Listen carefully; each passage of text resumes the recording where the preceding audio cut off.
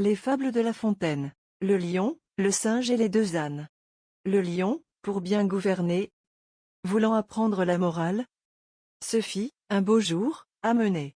Le singe, maîtresse arche et l'agent animal. La première leçon que donna le régent fut celle-ci: grand roi, pour régner sagement, il faut que tout prince préfère le zèle de l'État à certains mouvements, qu'on appelle communément amour-propre, car c'est le père, c'est l'auteur de tous les défauts que l'on remarque aux animaux. Vouloir que de tout point ce sentiment vous quitte, ce n'est pas chose si petite qu'on en vienne à bout en un jour. C'est beaucoup de pouvoir modérer cet amour.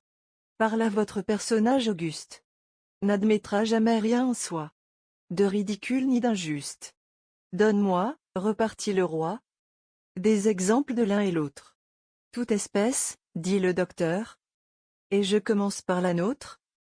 Toute profession s'estime dans son cœur, traite les autres d'ignorantes, les qualifie impertinentes, et semblable discours qui ne nous coûte rien. L'amour-propre, au rebours, fait qu'au degré suprême, on porte ses pareils, car c'est un bon moyen de s'élever aussi soi-même. De tout ce que dessus j'argumente très bien, qu'ici bas maint talent n'est que pure grimace, cabale, et certaine art de se faire valoir, mieux su des ignorants que des gens de savoir.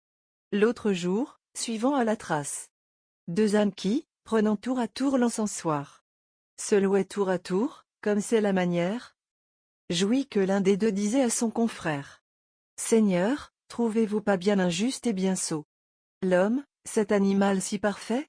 Il profane notre auguste nom, traitant d'âne. Quiconque est ignorant, d'esprit lourd, idiot. Il abuse encore d'un mot, et traite notre rire et nos discours de brère. Les humains sont plaisants de prétendre exceller par-dessus nous. Non, non. C'est à vous de parler, à leurs orateurs de se taire. Voilà les vrais braillards. Mais laissons là ces gens. Vous m'entendez, je vous entends. Il suffit. Et quant aux merveilles dont votre divin chant vient frapper les oreilles, Philomèle est, au prix, novice dans cet art. Vous surpassez Lambert. L'autre Baudet repart. Seigneur, j'admire en vous des qualités pareilles. Cézanne, non content de s'être ainsi gratté, s'en allèrent dans les cités. L'un l'autre se prônait, chacun d'eux croyait faire, en prisant ses pareils, une fort bonne affaire, prétendant que l'honneur en reviendrait sur lui. J'en connais beaucoup aujourd'hui, non parmi les Baudets, mais parmi les puissances, que le ciel voulut mettre en de plus haut degré, qui changeraient entre eux les simples excellences, s'ils osaient, en des majestés. J'en dis peut-être plus qu'il ne faut, et suppose que votre majesté gardera le secret. Elle avait souhaité d'apprendre quelques traits, qui lui fit voir, entre autres choses, l'amour-propre donnant du ridicule aux gens. L'injuste aura son tour, il y faut plus de temps. Ainsi parla ce singe. On ne m'a pas su dire s'il traita l'autre point, car il est délicat. Et notre maîtresse art, qui n'était pas un fat, regardait ce lion comme un terrible sire.